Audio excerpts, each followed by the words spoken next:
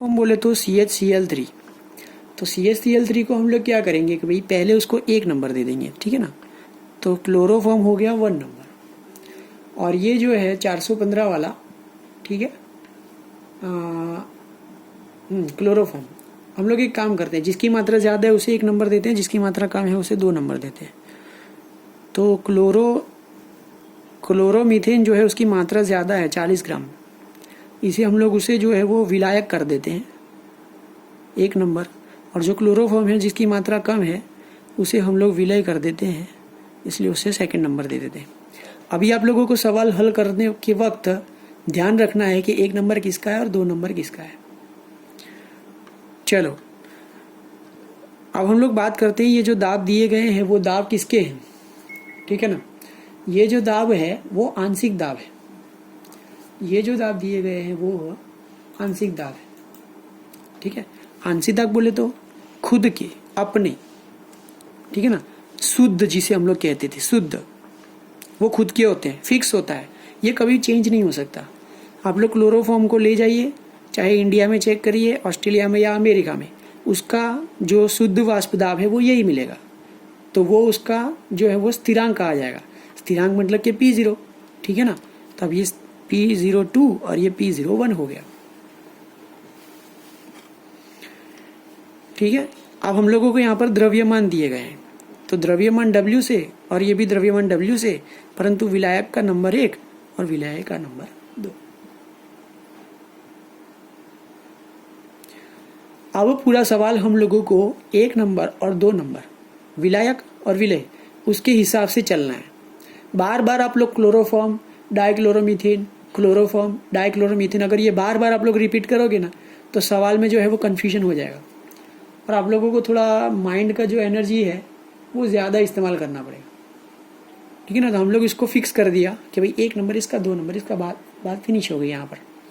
चलो अब P total ज्ञात करना है, तो हमारे पास सूत्र ये रहा, ठीक है। तो पी टोटल ज्ञात करने के लिए सूत्र है P10 plus P20 minus P10 into X2। देखो P10 तो हमारे पास है और P20 भी हमारे पास है, तो जो हमारे पास है जिसका मूल्य नहीं है वो है X2, ठीक है ना। तो मोल अंश हमारे पास नहीं है, तो हम लोग क्या करेंगे, मोल अंश ज्ञात करेंगे। मोल अंश क्या होता है, मोल बट्टे कुल मोल होता है, और मोल और कुल मोल ज्ञात करने के लिए, मतलब कि मोल और कुल मोल देखने के लिए हम लोगों को पहले मोल ज्ञात करने पड़ेंगे। मोल हम लोग इजीली ज्ञात कर लेंगे क्योंकि हमारे पास उसका द्रव्यमान है। तो हम लोग पहले मोल से चालू करेंगे, फिर मोल अंश में जाएंगे और X2 प्राप्त करेंगे।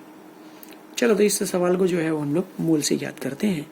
मोल N1 लेते हैं, चलो मोल N1, तो मोल बराबर द्रव्यमान बट्टे आणवीय द्रव्यमान। W1 ये रहा 40 ग्राम। आणवीय द्रव्यमान CH2Cl2 का आणवीय द्रव्यमान कितना होगा, तो कार्बन 1 है मतलब 12, क्लोरीन 1 है मतलब 35.5, और हाइड्रोजन 2 है तो 2 हो गया, और 35.5 को मल्टीप्लाई बाय 2 करना पड़ेगा, तो इसका आणविक द्रव्यमान कितना मिलेगा, क्या बेटा 70, हाँ तो ठीक है।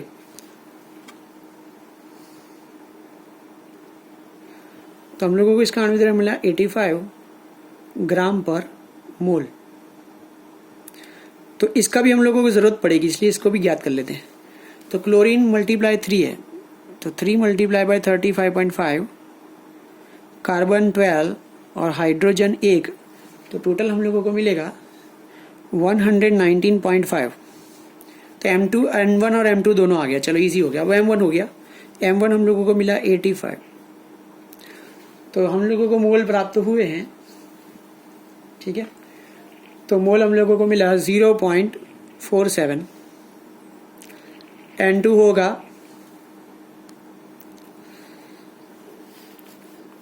होगा W2 divide by M2। W2 है हमारे पास 25.5, M2 we have just got 119.5, so dividation equals to 0.213. तो हम लोगों को अब मोल मिल चुका है, ठीक है। तो हम लोगों को ये प्राप्त हुआ N1 इक्वल्स टू 0.47 और N2 इक्वल्स टू प्राप्त हुआ हम लोगों को 0.213 मोल, ठीक है। चलो अब मोल अंश ज्ञात करेंगे X2, क्योंकि हम लोगों को सवाल में X2 ही ज्ञात करना है। तो X2 हो जाएगा N2 divide by N1 plus N2। N2 है 0.213 divide by 0.47 plus 0.213, so equals to, चलो इक्वल्स टू कितना मिलेगा यहाँ पर, कैलसी से ज्ञात करके कोई बता सकता है?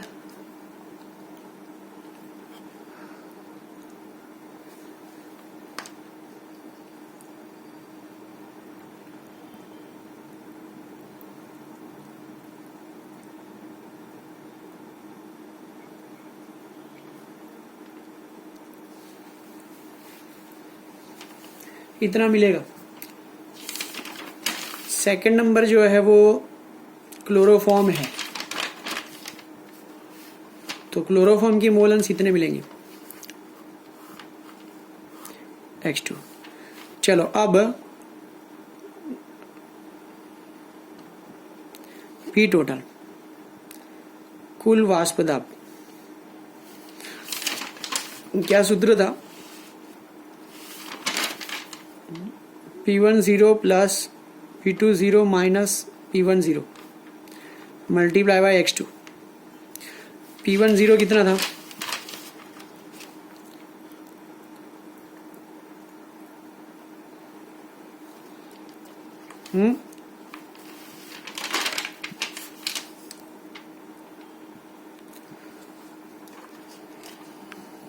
बोलो।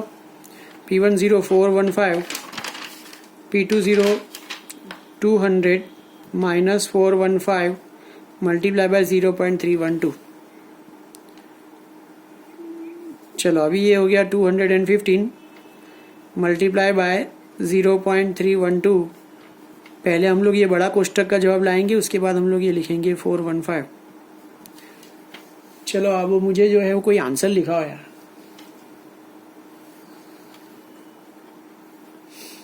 क्योंकि मेरे पास दोनों फ़ोन यूज़ कर रहा हूँ, क्योंकि मैं इसका एक वीडियो रिकॉर्डिंग भी बना रहा हूँ जो मैं आप लोगों को यूट्यूब पे अपलोड कर दूंगा, और दूसरा लाइव ही पढ़ लो। 67.08, अब इसको प्लस कर दे,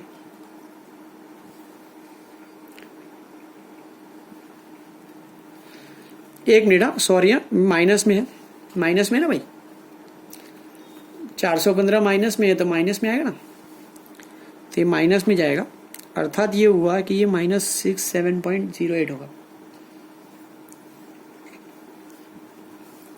08। चलो अब माइनस करो, कितना आ रहा है? हाँ 347, देखो आंसर आ चुका है, ठीक है।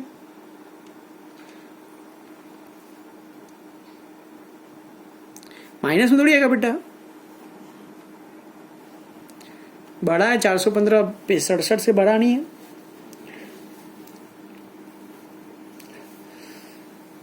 या अल्लाह पाक,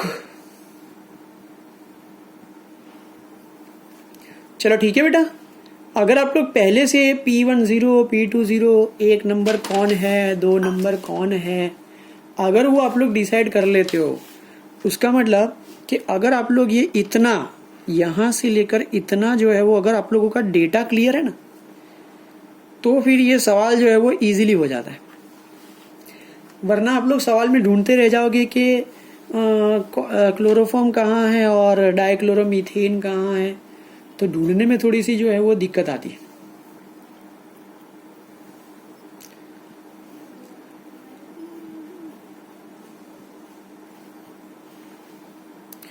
ठीक, समझ में आ गया इतना? ठीक है, चलो अब ये हो गया।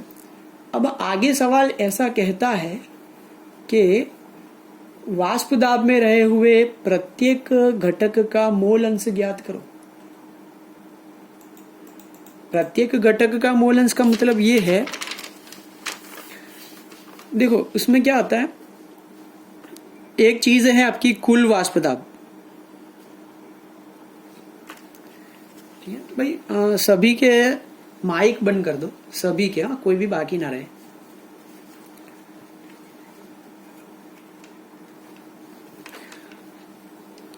एक होता है कुल दाब, ठीक है, जिसको हम लोग कुल वाष्प दाब कहते हैं। दूसरा होता है शुद्ध वाष्प दाब, जो उसका खुद का होता है। दूसरा शब्द इस्तेमाल करते हैं हम लोग आंशिक, खुद का, शुद्ध वगैरह वगैरह, तो ये P0 होता है। दूसरा आता है घटक का, जो होता है सिर्फ P, ठीक है ना। हाँ, तो वो हम लोगों को इस तरह से समझना है।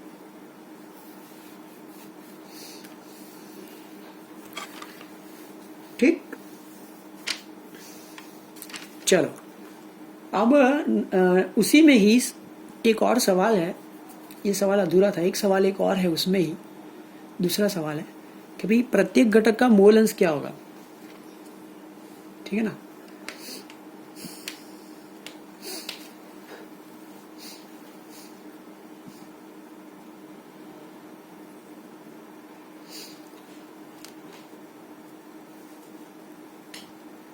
अब इसमें प्रत्येक घटक का मोल अंश, ये कौन सा घटक है इसमें।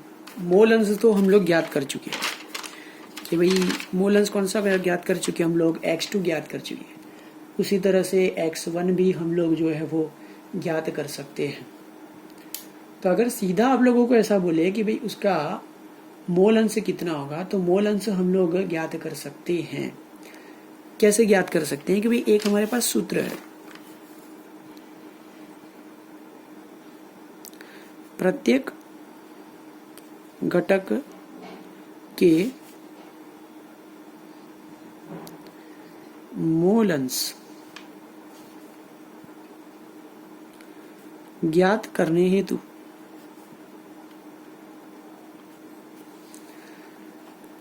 तो हमारे पास सूत्र है कि भाई अगर दाब है, कुल दाब है, तो उसका मोल अंश भी मिल सकता है कि भाई अगर P1 घटक है तो उसका मोल अंश हम लोग Y1 से पता लगाएंगे। दूसरा है अगर P2 है तो उसका Y2 से हम लोग पता लगाएंगे। ये सूत्र हम लोग कब इस्तेमाल करेंगे, सवाल ये है कि ये सूत्र हम लोग कब इस्तेमाल करेंगे। वो हम लोग तभी इस्तेमाल कर सकते हैं जब हम लोगों के पास एक प्रत्येक घटक का वाष्प दाब हो और दूसरा कुल वाष्प दाब हो, तो ही हम लोग इसका इस्तेमाल कर सकते हैं, वरना हम लोग इसका इस्तेमाल नहीं कर सकते।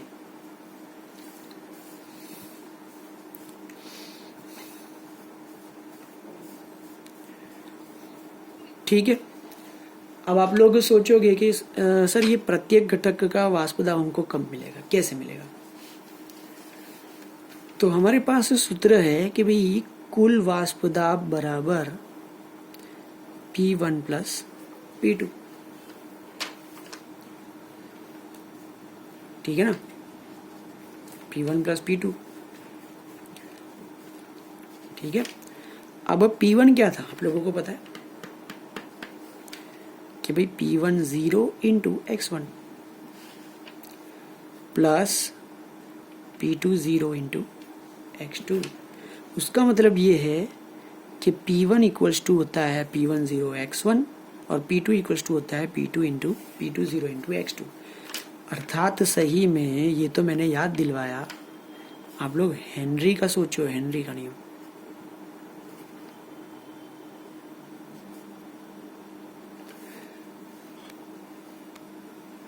तो हेनरी के नियम से प्रत्येक घटक का जो वाष्प दाब था वो उसके शुद्ध वाष्प दाब और मोल अंश के गुणनफल के बराबर था। तो P1 और P2 हम लोगों को मिल सकते हैं। कैसे? तो यही सवाल चल रहा है आगे। ठीक है, चलो, तो ये फॉर नॉलेज हो गया, ये फॉर नॉलेज हो गया। P10 जो है, P10 वो हमारे पास है, P10 है 415 मल्टीप्लाई x1 ज्ञात करने का बाकी है, लेकिन हमारे पास x2 है। ठीक है ना, x2 से x1 मिल सकता है। कैसे? तो हम लोग यहाँ पे लिख सकते हैं ना, x1 plus x2 equals to 1, so x1 equals to 1 minus x2, so 1 minus 0.312 equals to, चलो भाई 10 मिनट ही है, फिर से ये बंद हो जाएगा। 0.68888। ओके, वेरी, चलो ओके, तो 0.688, उसका आंसर लिख लेना। P20 जो था वो 200 था, और x2 था हमारे पास 0.312। चलो दोनों का मल्टीप्लिकेशन मैं बता देता हूँ, मेरे पास है तो 285.5, और इसका है 312 में 62.4। स्वाभाविक है, दाब के मात्रक किस में होंगे? दाब के मात्रक जो पहले डेटा से चल रहे हैं वही होंगे, मिलीमीटर मर्क्यूरी। इसमें हम लोगों ने कोई भी अभी तक मात्रक चेंज किया नहीं है। ठीक है, चलो अब हम लोग प्रत्येक घटक का जो है वो मोल अंश ज्ञात करना चाहते हैं। तो P1 equals to Y1 P total, so Y1 equals to P1 divide by P total. P1 हम लोगों को मिला, जो यहाँ पे मिला 285.5 डिवाइड बाय P टोटल कितना आया था भाई हमारा? 347.92। चलो उसी तरह से P2 Y2 और P total, so Y2 equals to P2 divide by P total. भाई 10 मिनट, हाँ फिर से बंद हो जाएगा, नहीं तो अभी फिर से ऐड होना पड़ेगा सबको। चलो P2 equals to 62.4 divide by 347.92। तो इसका जो भी आंसर आए वो आप लोग लिख सकते हैं। तो 285 बट्टे वगैरह वगैरह वगैरह 0.82 वगैरह वगैरह वगैरह 0.18, दोनों का योग 1 हो जाएगा। ठीक है, Y1 और ये हो गया आप लोगों का Y2। तो ये सवाल यहाँ पर पूर्ण होता है। ये सवाल कब इजी लगा? जब आप लोगों ने डेटा क्लियर लिखा। आप लोगों ने जब डेटा क्लियर लिखा होगा तो ही आप लोग इस सवाल को सही ढंग से कर पाओगे। एक बार मेरे पास एक रिक्वायरमेंट आई थी कि भाई एक स्टूडेंट है और वो मार्च में फेल हो गई है और उसको जुलाई में एग्ज़ाम देनी है, उसको पढ़ाने जाना है। तो मैंने जब पढ़ाना चालू किया उसको, तो पहले ही मैंने ये सवाल लिया। जैसे ही सवाल चलाना चालू किया तो उसको न वाष्पदाब पता है, न आंशिक वाष्पदाब पता है, और ना टोटल पता है। इतना पता है ये सब होता है, लेकिन इन तीनों के लिए उसके क्या मायने हैं वो उसको नहीं पता था। मतलब वो तीनों को अलग अलग नहीं पहचान पाई। तो आप लोगों को पहचानना पड़ेगा ये सारी चीज़ें जो मैंने यहाँ पर लिखी थी आप लोगों के लिए। कुल दाब, कुल वाष्पदाब, आंशिक वाष्पदाब और प्रत्येक घटक का वाष्पदाब। ठीक है, मोल अंश ये हम लोगों को मिलेंगे, लेकिन ये प्रत्येक के मोल अंश हैं जो वो अलग से आप लोगों को यहाँ पर ज्ञात करने पड़ते हैं। ठीक है, आज के लिए हम लोग इतना रखते हैं। अब ये जो आज चला है वो सब कुछ आप लोग एक बार लिख लेना, एक और बार। टोटल जो है वो मुझे आप लोगों को ये लिखा हुआ एक बार और दूसरी बार 2 बार टोटल आप लोगों को लिखना है। आप लोग लिखोगे, देखो ये चैप्टर में जितना आप लोग लिखोगे उतना फ़ायदा है, क्योंकि न्यूमेरिकल के चैप्टर आप लोगों के पास तीन ही हैं शायद, 1 2 3 बस, और कोई चैप्टर नहीं है जो न्यूमेरिकल में होगा। तो पूरे 12th स्टैंडर्ड में सिर्फ 3 ही चैप्टर हैं जो न्यूमेरिकल वाले हैं, एक फर्स्ट, सेकेंड और थर्ड, ठीक है ना। और 5 मार्क का एक न्यूमेरिकल आता है, वो फिक्स है, ठीक है। बस तो आज के लिए इतना। और हाँ, अगर किसी ने मिस कर दिया है ऑनलाइन लेक्चर तो वो मैं यूट्यूब पे रख देता हूँ, 1 2 घंटे में रख दूँगा, तो जो लोग एब्सेंट थे वो लोग पढ़ लेना और होमवर्क भी उसी में से कर लेना।